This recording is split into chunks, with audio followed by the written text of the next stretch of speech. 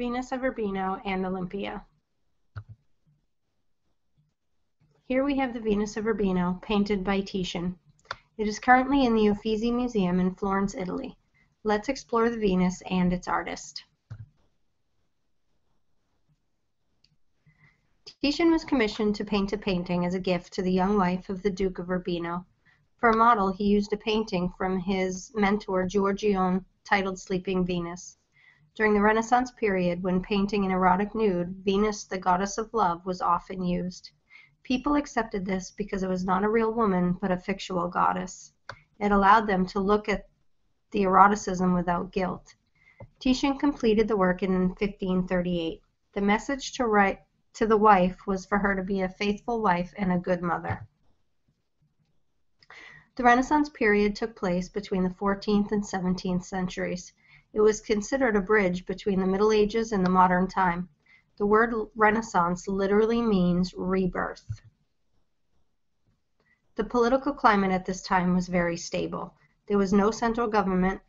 There were a group of city-states run by wealthy families. These families were high-ranking members of the Catholic Church. They used their influence and money to create great works of art and literature. They encouraged free thinking by men of letters as opposed to scholarly clerics. This freedom of thought allowed the Protestant Reformation. Now that we have a general understanding of the period, let's look at Titian. Titian, born to a wealthy family in Italy in 1488, he was the most important painter in Renaissance Venice.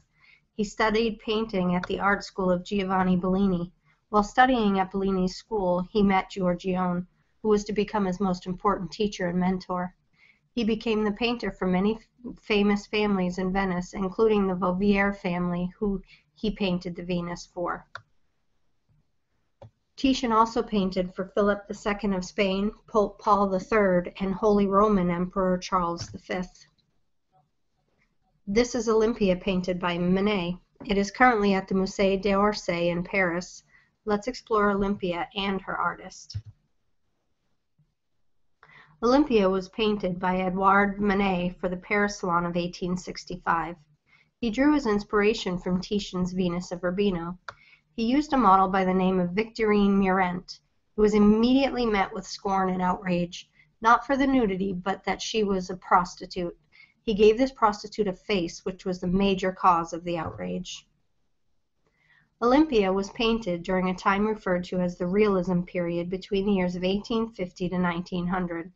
At that time, Paris was the center of the art world. It was also the beginning of the Industrial Revolution. There was great movement of people, from farmers living in the countryside to factory workers in the industrial cities. Politics at this time was always in flux. Although most of it was under Napoleon III, first as president of the Second Republic, he then led a coup d'etat and declared himself emperor. Beginning the Second Empire, he declared war on Prussia in 1870 and was defeated in a matter of weeks. The French legislature quickly established the Third Republic.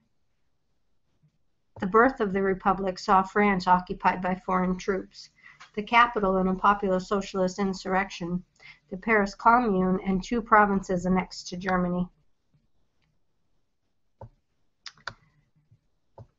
Feelings of national guilt and desire for vengeance would be major preoccupations of the French throughout the next 2 decades.